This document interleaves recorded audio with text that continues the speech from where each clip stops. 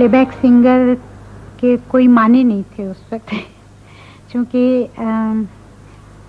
Producer ये समझते थे कि इनको बुलाया, पैसे दे दिए और वो गए गा के, बस बात ख़त्म हो गई। क्योंकि आपने देखा होगा शायद महल का जो मेरा रिकॉर्ड है उस पर कामिनी नाम है, मतलब जो पर्दे पे मधुबाला का नाम था वो नाम है। तो बाद में मुझे थोड़ा सा ये महसूस हुआ और सबसे पहले बरसात में हम लोगों के नाम पर्दे पे भी आए और रिकॉर्ड पे भी आए, और उसके लिए मुझे थोड़ा सा लड़ना पड़ा कि भैया हमारा नाम क्यों नहीं है इसके ऊपर। और जब महल का मेरा गाना चला तो मुझे अभी तक याद है कि रेडियो पे हज़ारों लेटर्स आए थे फरमाइश कि ये गाना बजाया जाए, और फिर उसको पूछा गया था कि ये गाना किसने गाया है, उसका नाम हमें बताया जाए। तो HMV में फिर लोगों ने फ़ोन किया, रेडियो वाले ने फ़ोन करके कहा कि भाई ऐसे ऐसे हमारे पास आया है। फिर उन्होंने कहा कि ये लता मंगेशकर का गाना है, और वो रेडियो पे अनाउंस किया गया था कि ये लता मंगेशकर ने गाया है। जी, उनकी ड्रामा कंपनी थी और वो खुद क्लासिकल सिंगर थे और ग्वालियर घराने के वो शिष्य थे। और हमारे घर में म्यूज़िक तो दिन रात चलता था क्योंकि वो गाते थे, इस वजह से। तो एक दिन क्या हुआ कि मेरे पिताजी किसी को सिखा रहे थे गाना और वो उठ के चले गए बाहर, और वो लड़का गा रहा था। तो मैं खेल रही थी बाहर, तो मुझे ऐसा लगा कि ये कुछ ठीक नहीं गा रहा है, इसलिए मैं अंदर गई और मैंने कहा ये ऐसा नहीं ऐसा है, गा के मैंने बताया। तो पीछे से मेरे पिताजी आ गए और उन्होंने सुन के उन्होंने मेरी मदर को बुला के कहा कि देखो हमारे घर में तो एक अच्छा गवैया है, हमने कभी ध्यान ही नहीं दिया। तो मुझे दूसरे दिन उन्होंने उठाया और सुबह 6 बजे कहा कि तानपुरा लो और गाने के लिए बैठो, और वो दिन था जो मैंने उनसे गाना सीखना शुरू किया। और जब मैं सीखती थी तो मेरा ख्याल में शायद 5 साल की थी। उस्ताद तो कुल के 2 हुए हैं, एक अमान अली खान साहब और दूसरे इन फाइनल अमानत खान। वैसी मुलाकातों में उन्होंने कई मरतबा लता भाई का जिक्र किया कि सज्जा साहब एक लड़की मेरी शागिर्द है, इस कदर अल्लाह पाक की इसको देन है और इस कदर इंटेलिजेंट है और इस कदर म्यूज़िकल काइंड ऑफ जीनियस कि जो मुश्किलात में उसको गले में मैंने रिहर्सल देता हूँ, उसकी रिहर्सल देता हूँ, वो गले से फ़ौरन अदा करती है। तो मैं दूसरी मुश्किलात रात को सोचता हूँ, फिर उनको सिखाता हूँ, तो उसको भी वो फ़ौरन कह देती हैं। तो मैं इतना परेशान हूँ कि मैं या अल्लाह में कौन सी ऐसी बात कहूँ, ऐसी बात उनकी फरमाइश उनसे करूँ कि देखो ये सरगम कहो या इस तरह से ये तान कहो या देखिए इस मुर्की को या इस अंदाज से इस बात को अदा करो, तो वो कह देती थी। सब जगह हम लोग पैसे मतलब उसी वक्त नहीं लेते थे, तो पड़े रहते थे प्रोड्यूसर के पास।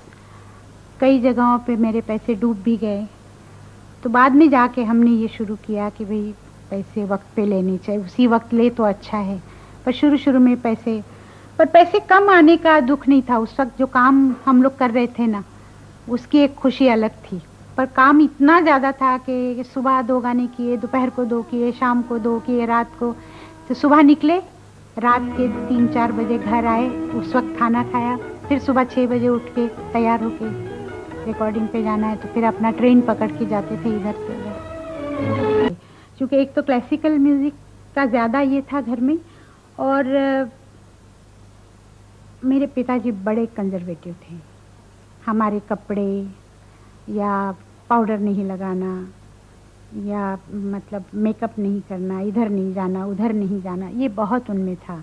और उस मतलब वो वक्त भी ऐसा ही था ना, आज से 60-70 साल पहले मतलब जो भी लोग रहते थे वैसे। और हमारे घर में मतलब मेरी माँ भी वो 9 गज साड़ी पहनती थी, और घर में मतलब बड़ा ही पुराना ये था, ढंग था सब।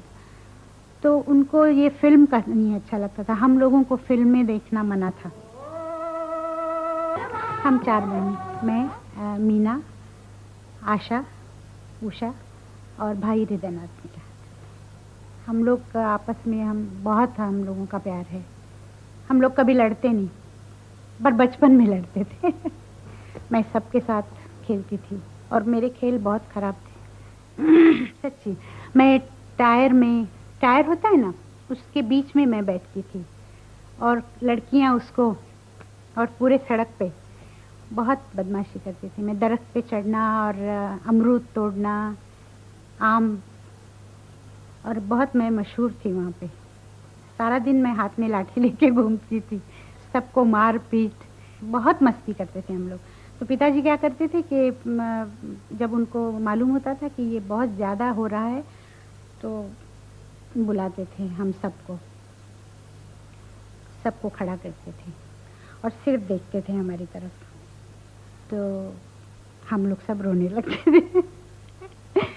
तो मुझे पूछते थे, समझ गई मैंने क्यों बुलाया था? हम लोग कहते थे हाँ समझ गए, अच्छा जाओ अब। बस इतना हमारे लिए था। मार तो पड़ी है माँ से, बहुत मारती थी पकड़ के, और उसके हाथ में ना काफ़ी सोने के सब ये होती थे कंगन, और ये सब हमारे जो मराठी लोग पहनते हैं ना, पाटली और गोट, और ऐसे बहुत भारी भारी होता है। तो वो जब यूं आके पीठ पे पड़ता था ना, तो मैं तो यूं बैठ जाती थी। एक दिन मेरी माँ ने कहा, नौकरानी को कहा कि जाके ज़रा साबुन ले आ 2 आने का। तो वो वापस आया, कहने लगी ये 2 आनी झूठी है, वो ले नहीं रहा है। तो मैं जानती थी उस दुकानदार को, उसका नाम चिलिया था। तो मैंने कहा ला, मैं लाती हूँ, और मैं भाग के गई और उसको कहा चिला सौंप दो। उसने कहा अच्छा, उसने दिया। तो मेरे पिताजी का बहुत नाम था और वहाँ बहुत लोग जानते थे। तो मैंने कहा देख ये पैसे डाल रही हूँ, उसकी पेटी में मैंने पैसे डाल दिए। तो वो झूठे थे, तो डाल के और मैं साबुन लेके घर आई। मैंने कहा देख मैं लेके आई। तो मेरे पिताजी ने सुना, मैंने कैसे लेके आई तुम? तो मैं चुप हो गई। तो मेरी माँ ने कहा बता कैसे लेके आई? मैंने कहा वो मैं डाल के आई वहाँ पैसे। कहने झूठे थे? हाँ। अच्छा, कहने ये 2 आने ले जा और उसकी माफ़ी मांग और ये पैसे उसको दे के आ।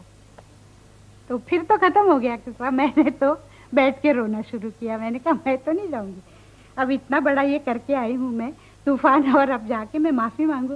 मैं कहा मैं तो नहीं जाने वाली। मेरे पिताजी ने कहा नहीं तुमको तो जाना पड़ेगा। मृत्यु के बाद मेरे ख्याल से 1 महीने के अंदर फिर मैंने नौकरी की, और सबसे पहले मैंने नवयुग में, फिर तो फिल्म के सिवा कोई और चारा नहीं था। वहाँ मैंने 3 महीने का मेरा कॉन्ट्रैक्ट था, फिल्म में काम किया, छोटा सा रोल था।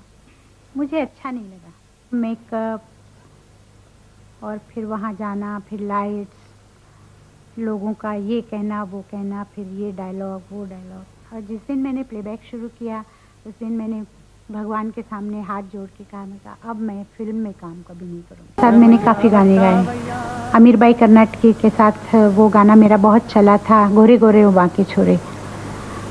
पर हम लोगों का ना एक उस वक्त आपस में बड़ी अच्छी अंडरस्टैंडिंग होती थी गाते वक्त। सिर्फ मुझे एक आदत थी उस वक्त, ख़ास तौर पे रफ़ी साहब के साथ गाना हो तो मैं क्या करती थी कि पहले से सोच के रखती थी कि यहाँ एक तान कहनी है, पर उनको नहीं बताती थी मैं, और पहले गाती भी नहीं थी।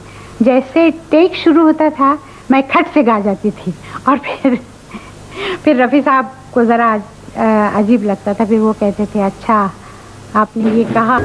बहुत साल पुरानी बात है, अंदाज़ रिलीज़ हुई थी और अंदाज़ का मेरा उनका डुएट था, वो बहुत पॉपुलर हुआ था। यूं तो आपस में बिगड़ते हैं खफा होते हैं। पिक्चर पे राज कपूर और नरगिस दोनों ने गाया था। हम लोग स्टेज पे गा रहे थे और बड़ा अच्छा गाना, मतलब लोग बहुत इससे सुन रहे थे, और गाते गाते उनका लास्ट अंतरा आता था कि ऐसे ना देखा करो तुम सबकी तरफ हंस हंस कर, ऐसे कुछ स्टार्ट था, और आगे लाइन आती थी कि लोग ऐसी ही अदाओं पे फिदा होते हैं। तो रफ़ी साहब इतना गाने के मूड में थे, बड़ा उन्होंने तान वान लेके शेर कहा, और जैसे लास्ट लाइन आई, उन्होंने कहा कि लोग ऐसी ही फिदाओं पे अदा होते हैं। और जो पब्लिक में हंसी, और रफ़ी साहब ने भी हंसना शुरू किया, मैंने भी हंसना शुरू किया। गाना तो आगे हुआ ही नहीं, हम दोनों हंसते रहे और वैसे ही पर्दा फिर गिरा। आपस में हम लोग मजाक तो होता ही था, क्योंकि मैं उनको बहुत छेड़ा करती थी। वैसे भी बहुत शांत आदमी थे और क्या कहूँ मैं, जैसे भगवान का आदमी था वो। उनमें कोई ऐसे ऐब भी नहीं थे, ना पान खाते थे, ना सुपारी, ना शराब, ना कोई ऐसी गलत आदत नहीं थी उनको। बस थोड़ा खाने का शौक था और गाना। तो मैंने उनके साथ बहुत सारे डुएट गाए और कोई उनके मेरे डुएट इतने अच्छे हैं जो आज भी सुनने के बाद अच्छा लगता है। और ना वैसी आवाज़ आई, ना मुझे लगता और 100 साल में आएगी।